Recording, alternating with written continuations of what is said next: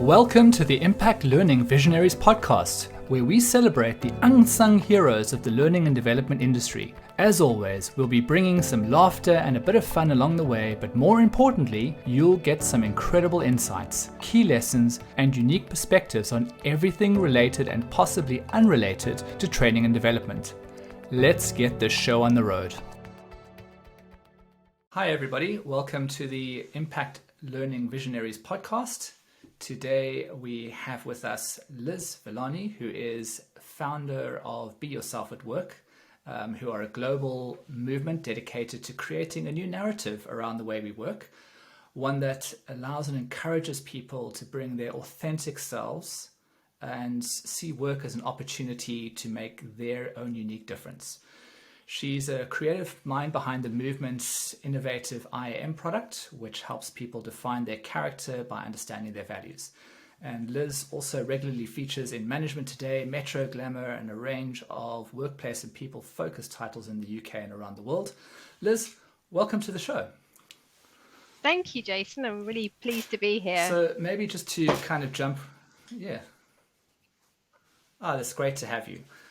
So there's a stat here that you've kind of mentioned, which I'm chomping at the bit to find out more about, and I didn't actually expect this to be as low as it was. So I'm fascinated to find out why. So in your research, you mentioned that just 16% of people are able to feel themselves at work. So that's one and basically from your feet to kind of your mid-torso of people in the office today who actually feel that they can be themselves, and the other 8 and whatever's left of that one person don't. So why is that? It's fascinating, isn't it? It's I always think about when we're younger, if you've got children, especially primary school children, if you say to them, what do you want to do when you grow up? They get super excited, don't they? I want to be a pilot, I want to be a footballer, I want to be a nurse or an actress or whatever it happens to be. And the big challenge is that then they grow up. And what happens is that we all naturally want to fit in. We all start the jobs, our careers, if you like, after the education that we have. And we want to be seen as competent.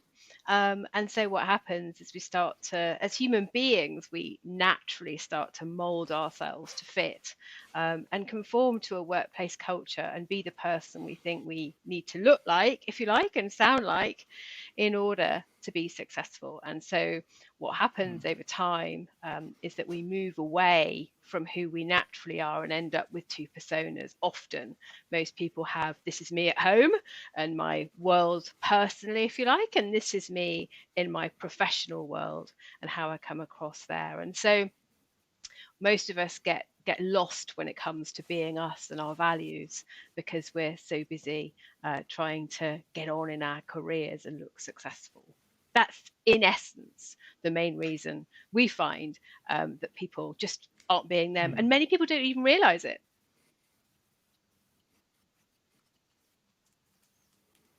Yeah, I mean, I completely agree with that. I think I spent a lot of my formative years being something very different. And I actually remember back in the days, and I suppose they are still very popular, but you used to get these things called psychometric tests that used to try and predict who you were and how you behaved. I was never convinced that they were accurate, but I remember one in particular did exactly what you're saying. It talked about who you were in the office and who you were in the rest of your life. And I had diametrically opposed results. And I remember the person who was running the test, they said, like, how are you not the most stressed person I've ever met? So I do kind of, I get it. Well, it's exhausting. But hopefully it's I've moved on from not that. Being you. But for the it is. It's exhausting being me as well, if you were to speak to my wife. But let's not go down that rabbit hole. So the question, I suppose, that kind of follows on from that is how do we sort this out? How do we get that 16% closer to 100%? Yeah, no, it's the number one question, isn't it? And I think a lot of it's awareness. So, people actually don't realize, like, we kind of get stuck. We're getting on that treadmill of getting up and being us at work. And so we're not often aware. So one of the reasons that we work with our movement, so what we stand for is helping everyone to feel able and confident to be themselves, is to actually amplify the voice of authenticity within the working world. So it's waking us up to the fact that we might not be being who we really are, and therefore might be compromising our happiness and productivity. But it's then looking at transforming the way learning and the world of work supports people. So, when we did the stats you've quoted, we did a massive survey around the world, a global survey that looked at all the reasons why people aren't being themselves at work and what gets in the way. And one of the biggest things that gets in the way is our self-doubt. So most people, over 95% of people we know from our work, doubt themselves in some shape or form. In fact, I'll give you an example from the survey. Only 5% of us never worry what people think of us. Never worry. We just kind of are us, and that's it. And we go and make our difference and live and work authentically. And so it's really about helping all of us to stop worrying about whether we're, coming across in the right way, accepting who we are, and really feeling like we can understand and be ourselves. And that equals happiness and freedom. There's very few people in the world that, have actually managed to get to that state.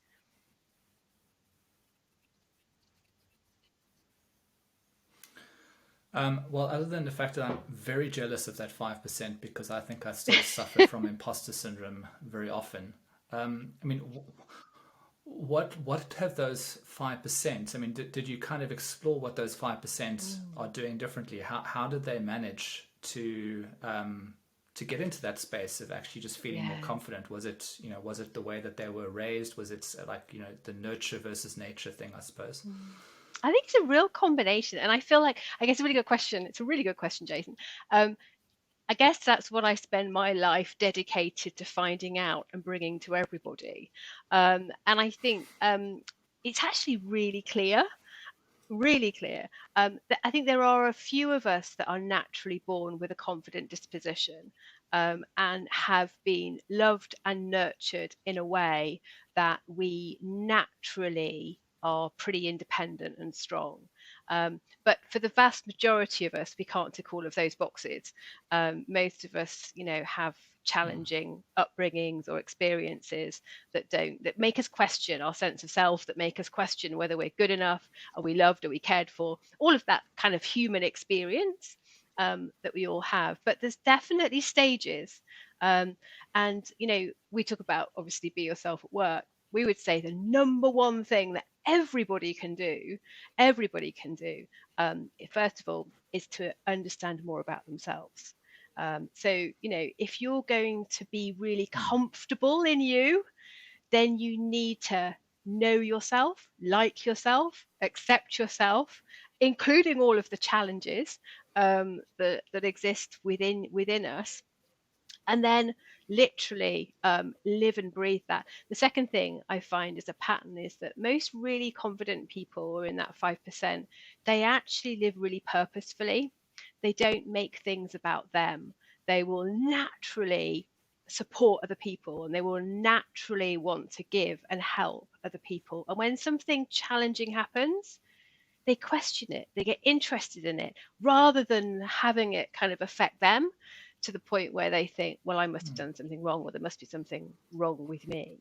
And then the third point that I find is that people that are in that 5%, they accept that kind of being human is a journey, and they're always fascinated and growing and learning about themselves.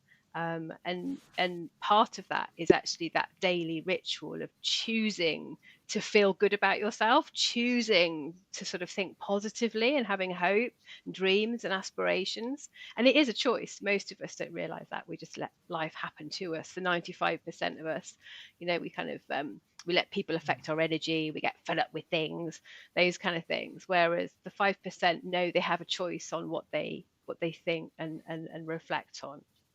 So it's there for all of us. We've just got to choose to go and grab it.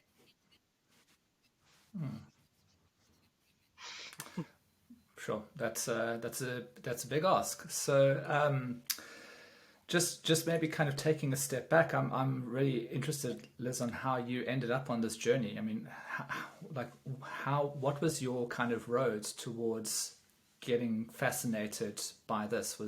I'm really interested to know.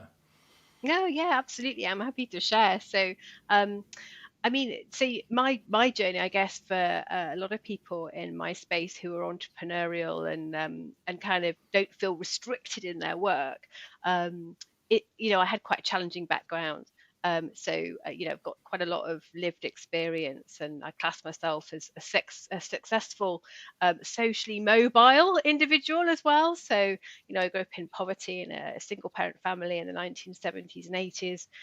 We struggled with domestic violence as well. I went to local comprehensive, so there was no silver spoon, and that creates a level of, I think, resilience within people who've had a similar experience to me. But it also creates a situation, I find, in patterns where you've got challenges, whether adults or as young people and children, where you have only got one place to go really to support yourself, and that's within.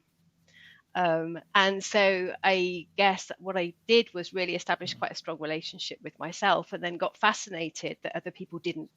I found myself through work in my teenage years. It was a great escape. I've always loved work.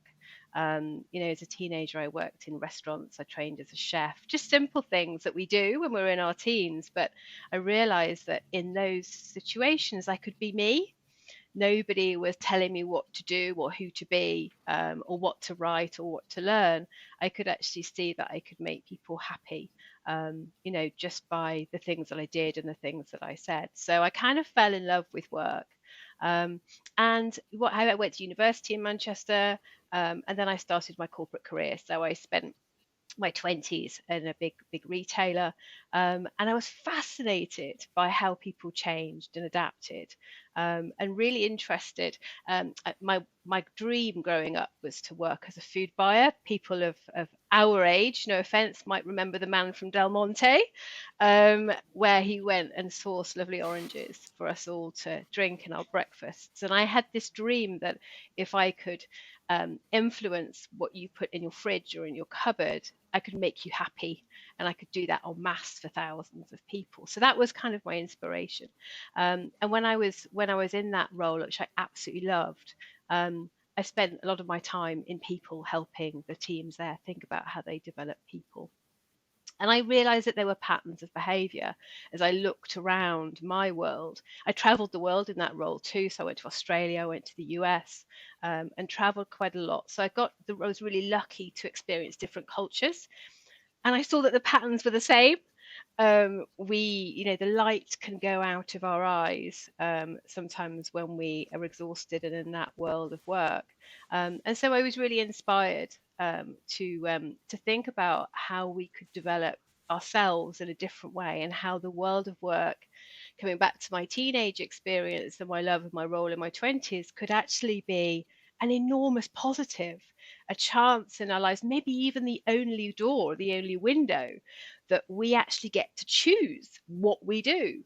Even if we're on the minimum wage, we can still choose to, drive a bus or work in a chocolate factory.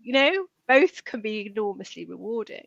So it was really about kind of helping. My journey has helped me to see that work can be something that can be enormously beneficial in you experiencing yourself, and making a difference rather than just something to pay the bills, but also your understanding of yourself and your relationship with yourself, and then the ability to help others actually is what can make people happy, as I view the patterns of behavior around the world. So I've had a interesting journey that's kind of led me to the point where I can see that all of us can really be us if we know who we are, and that can change everything. Brilliant. And I mean, I guess just thinking quite deeply about that is, and putting myself into the kind of shoes of a lot of people who will be watching this, is people from the kind of learning fields, is I imagine that this is quite a multifaceted type of thing that you need to solve in a company. It's not just how you can teach people this. It's the culture of the organization. It's the leadership of the organization. So it's quite a systemic kind of process in a company to get them to transition from maybe being one of the companies where there is this kind of 16% of people who don't feel themselves, to being able to work on that. So how do you, I mean, where do you start when you work with a new potential person or customer who says, this is a problem for us, we want to fix it? Yeah, no, it's a really big ship to turn around. I mean, first of all, the good news is that the world is definitely already shifting. So we were already starting to talk about bringing your whole self to work, and the whole diversity and inclusion and EDI movement has really helped open the door, if you like, to perhaps doing work in a different way and embracing our own diversity. So many organizations have already started this journey, even if they don't necessarily label things as that. But it's then about having a fundamental shift in thinking about the fact that your organization is actually a collective group of people aligned to make a difference in whatever form that might be, whether you're in banking or in legal services or whatever. You're actually there with a product or a support system for the world or for others, rather than seeing your organization as an entity within itself that is something that is not necessarily part of the people space, because it is just people, ultimately. And then what we find is that there's actually no hard answer. um, if you get a great leader, that's one route. If you get a great group of managers really being charismatic and themselves, to the point where people love working for them, they wouldn't want to leave because they'd leave that person or those people.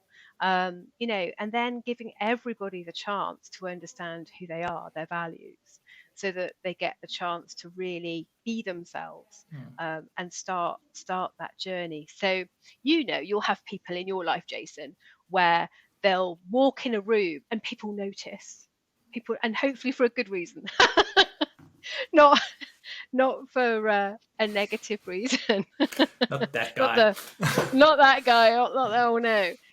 There are, Yeah. when people Yeah. know themselves, and it could just be the security man or woman or person at the door, it changes the culture instantly of a room, a floor, a building, a whole environment, when people have that natural authenticity, when they accept and trust themselves and shine outwards to say, right, how can I make a difference to everybody here? People stop, they notice them, they've got a charisma. Every single person is capable of that. We see it every day. And so it's not, even though it's a big tanker to turn round, it's one I think that is perceived rather than practical.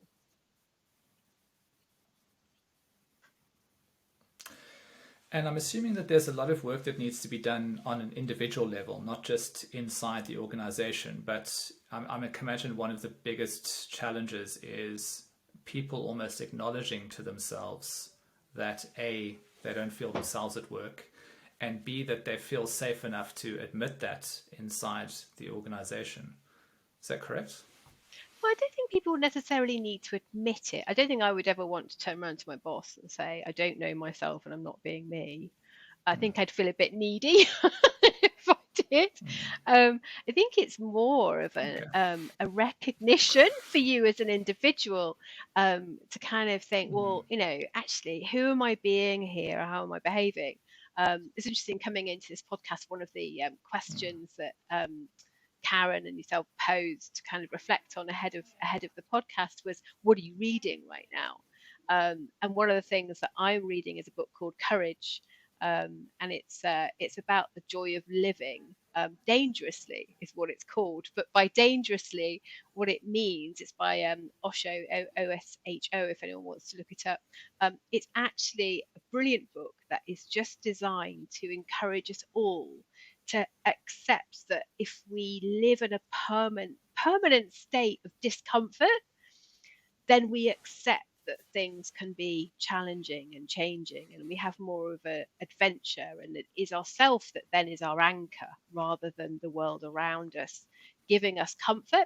So I think a lot of people, naturally as a human being, what we do is we stay comfortable. We want to be comfortable. And so we get quite stressed with change and, challenge and stresses and people and everything else, and get quite buffeted. And I think there's a definite opportunity for all of us to challenge our comfort zones, and create more of the life and work that we want as a result. So that's probably quite a long answer to your question, but I think it's less about every individual saying to their manager, actually, I think I could be more me and I don't really understand me. I think it's more about, well, if I challenge myself and I start to believe in myself more and push myself a bit and get to know me, then how can I make more of a difference? What does the work that I do then look like? What kind of life could I leave? What will my impact be? Will my productivity go up? Will I get promoted? Will I make this firm more successful or do a better job? Which I think is super exciting.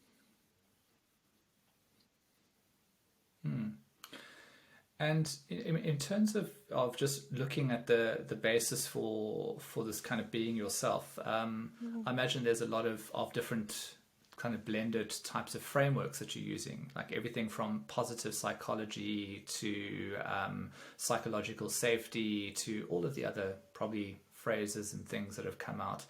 I mean, are there any particular ones that you see as being kind of quite an impactful framework that you use when working with people? Completely, yeah. So the way that we work, I think it can get so complex. Just even listening to you, Jason, talk about those different terms, it starts to feel quite almost overwhelming, doesn't it? Where do I begin with these theories? I'm not if I'm in the head of L&D or learning or whatever, I'm not, a scientist. I'm not a scientist. I'm not an academic. For us and for me in our world, I think it's much better to think about it much more simply. How do you help every individual to understand who they are so they can be themselves? So I have a huge love for self-concept theory. You are the world expert on you. The challenge, if you're going to understand yourself, is that actually you need to take a moment in time, which we don't do because we're so busy getting on with it, and be asked and ask yourself the right questions to help you to really discover you, and to create, your values, or, to spend the time to understand what makes you you, so that you can live by that more consciously. And that's self-concept theory. So I'm a massive fan of it, because a lot of people, when you say to them, who are you, they'll say, this is my name, my history, my story, my job role, my experience, what I think about myself, where I live, my kids. All of that is just in your journey, and in your mind, whereas who you really are as Jason is on the inside of you. It's your values, it's your character. And so self-concept, I think, is brilliant, and it's very simple. This is not what other people say about you. That's not who you are. I'm sure most people listening and yourself would agree that sometimes, for example, your parents would say, oh, Jason's like this, that's Jason. You go, no, I'm not. Hang on a minute. you know you aren't who people think you are. You also aren't your 360 feedback, or somebody else's assessment of you, because other people will see you through their own values and experiences. And if most of us aren't being ourselves, particularly in the work environment, that information that people share back with us as feedback or an assessment is incorrect, because actually, if we're not being ourselves in the first place, how can people kind of assess us and tell us who we are? So self-concept, if it's worth looking up. There's lots of studies, particularly coming out of the United States, that show that understanding your own self-concept and removing any self-doubt filters from that, and looking at that through a positive lens, which is what we do with I Am, is something that, can really help you to understand you. We've got more on our website. If you go to beyourselfatwork.com and look at the I am pages, they can read more about it then. But I think keeping it really simple, this is not rocket science. Help every person to really believe in themselves and understand who they are. Be that person at their best, and naturally everything else will follow.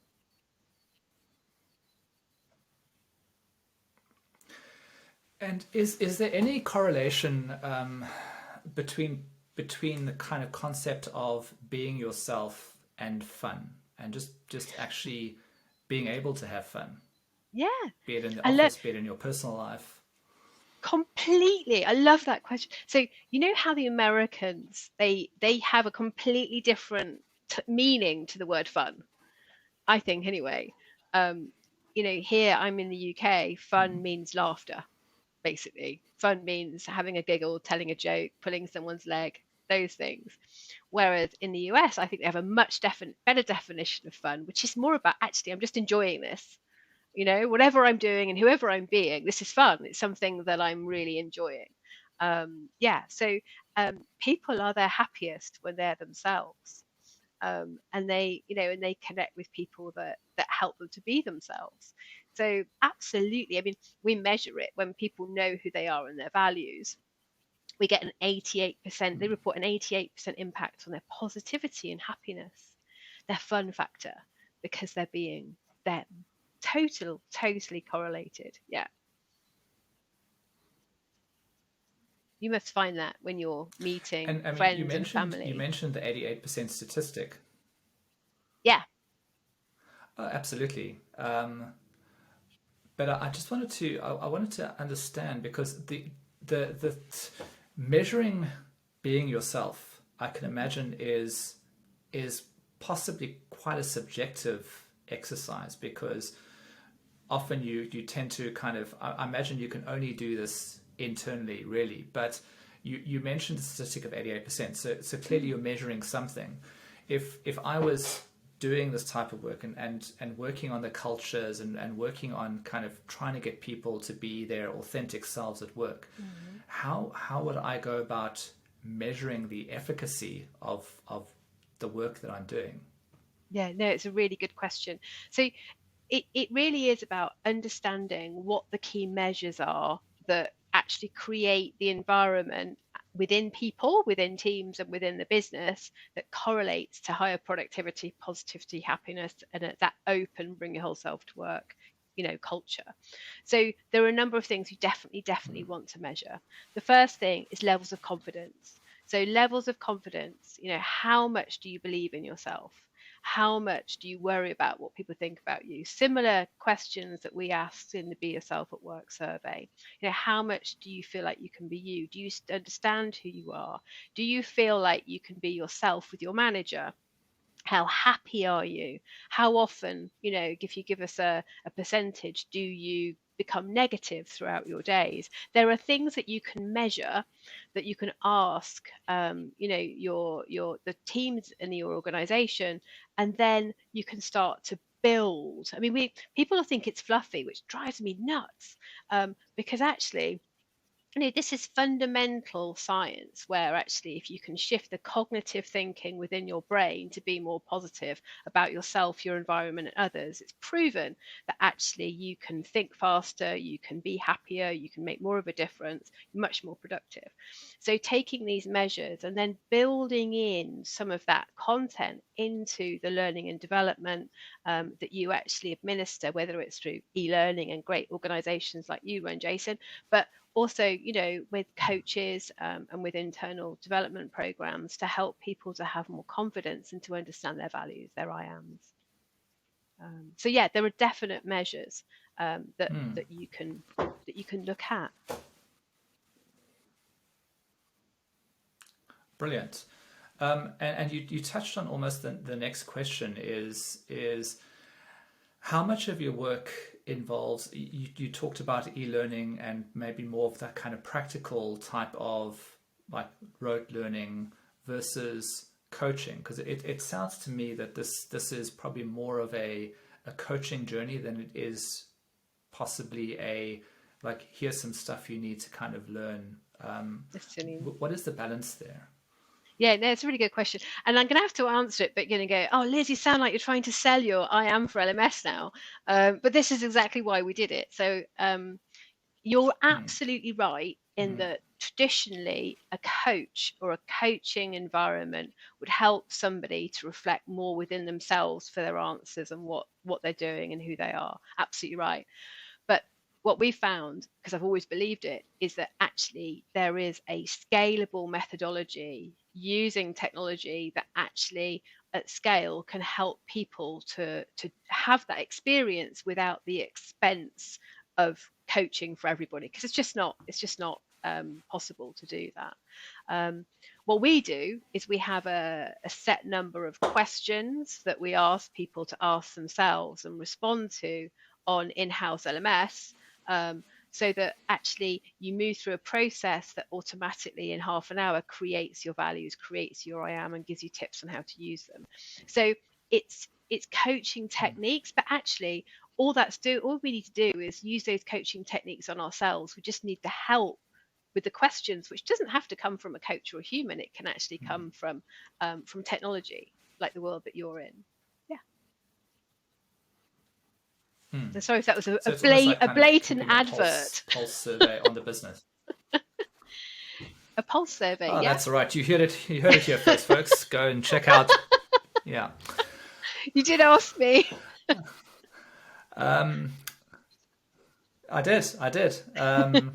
And yeah, I mean, I think that's spot on. I mean, I think you're right. There's more and more awareness on people trying to, you know, I mean, I'll talk about my personal journey. Ever since I first read this incredible book by someone who's sadly no longer with us, a guy called Tony Hsieh, who wrote Delivering Happiness, I didn't actually understand what it really meant to kind of bring your full self to work. And you know, he kind of talked about it very much from the cultural perspective.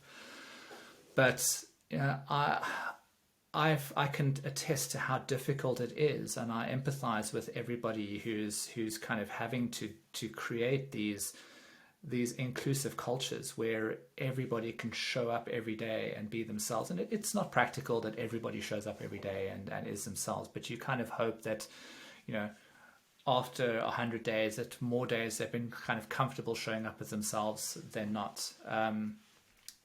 But I've always been a little bit kind of intrigued and fascinated by the rituals that we put in place to kind of engender this safety, this kind of ability for people to be themselves. And obviously, you know, acknowledging that you can, which we've done personally in our values. We call it, you know, be your quirky self. But even in kind of the daily rituals, and I know that this is very difficult for a lot of companies. You know, we every morning as a team check in, and I always try and make sure that you talk about metrics, but my metric is laughter. Is I generally see it if we've been too many days as a team without having a good laugh amongst ourselves, not at anybody else's expense, of course. That's my pulse survey. That something has gone kind of a little bit wrong, and we need to kind of course correct. But I mean, in terms of your experience, have you noticed any other types of processes or kind of, I call them rituals because my wife's an organizational psychologist and that's what she calls them. So, but I mean, do you see any other types of like interventions, initiatives that companies can do to kind of help, you know, kind of build up this safety inside the organization for people to kind of bring themselves to work? Yeah, definitely. And I think your wife's right. I think rituals is a really good way of saying it. For you, it's that check-in with your team, and you're watching for the smile, you're looking to have that fun, and that's your gauge.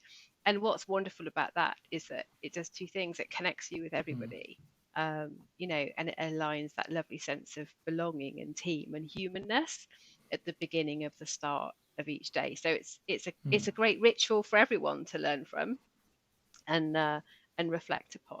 I think frankly, the biggest ritual that I find makes a difference with our clients is when they actually spend time with themselves rather than distracting themselves. So coming back to the point of rituals, having a moment at the beginning of your day, might be 5 minutes, it might be 30 seconds, um, just to actually check in with you, how you're feeling, what you're doing, what you're going to plan for today. Before then getting going is that sounds very simple, but you'd be amazed how many people, quite frankly, just don't do it. Um, and so it's having that moment, and also doing the same at the end of your working time. Just reflecting on, having a moment as a ritual. Maybe you write it down, maybe it's part of your rhythm to actually think about what you're going to do, later or the next day. What have I learned? What's gone really well because of me? What would I like to change? And then, just kind of having that check in, for you as an individual. I think as well, there's some brilliant apps out there and technology that allow an organization to almost do the same thing and get a read, like a pulse survey, get a read of what it feels like within that world.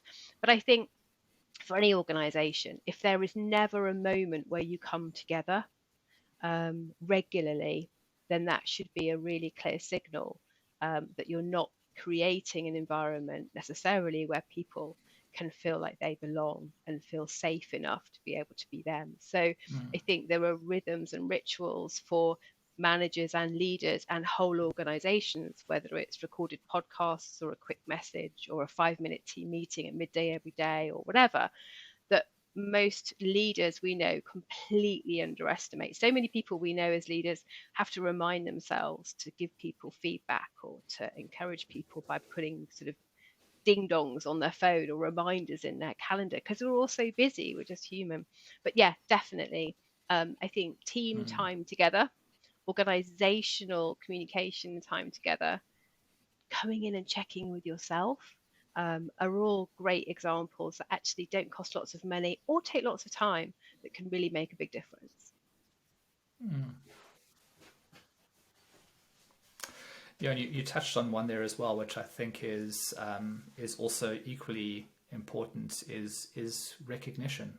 Because I think that's a great way of building confidence, is kind of creating that recognition culture of allowing, like, I always believe that there's nothing more powerful than peer recognition, because I think we all expect our managers to say, you're doing a great job, pat on the back. But yet when it comes from your peers, I always feel that carries so much more weight. It does. It does. But what about if it comes from yourself? So we would also encourage everyone to build into Ooh, development deep, man. programs. Yeah. Yeah. Yeah. So, if you think that I'm a big advocate of Yeah. appreciation of each other, but, if you can actually build into your programs, telling yourself what went well rather than waiting for your peers or your manager to tell you what Love went that. well or relying on it, you become much more resilient. Love that. That was great. Great feedback. Yeah, I mean, yeah, you've now given me a real nugget to kind of think about. Good. So, I always ask two questions at the end, just to close out. You have already answered the one of them, which is the book or podcast. So I will ask the other one. Okay. So we've talked about a lot of stuff. There's a lot of, like, there's you've said it's quite simple, but in reality, I think a lot of people are going to see, like, when it comes to human dynamics and human behavior, it's, I always, as coming from a world of engineering, I always say, everything is quite simple and logical until you put human beings into the picture, and then suddenly it just gets super complicated.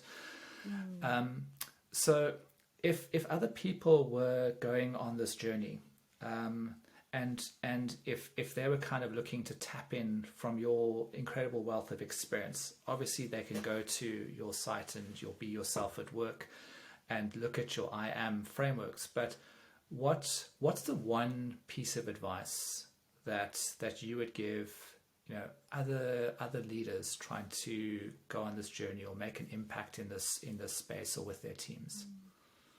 Wow, now that's a really big question. And I could give you 20 answers. but I try and give you one. Yes. And I'm just going to use one word, which is innovation. Um, One of the things that I've experienced doing this for 20 years around the world with large firms, global firms, SMEs, is that we innovate in technology all the time. We innovate in our products, our processes, but we never really use innovation when we think about getting the best out of our people. We rely on the tried and tested. We use our ancient psychometrics. What's been done before, we'll question and look at the ROI. So stand in your people, stand in your culture, and open your mind up and your heart as well, because actually we're, as humans, we're as much driven by our hearts as we are by our heads.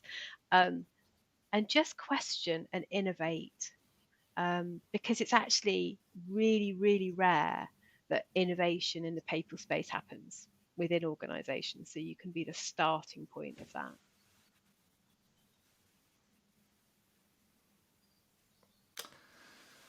Great advice. Brilliant. Thank you, Liz. And thank you for joining us today. It's been a real pleasure and a joy having you on the show. And you've given me a lot to think about. And I'm sure that everybody watching this would find this hugely valuable, and also, feel like they've maybe got some work to do themselves, unless they're lucky enough to be one of the 5%.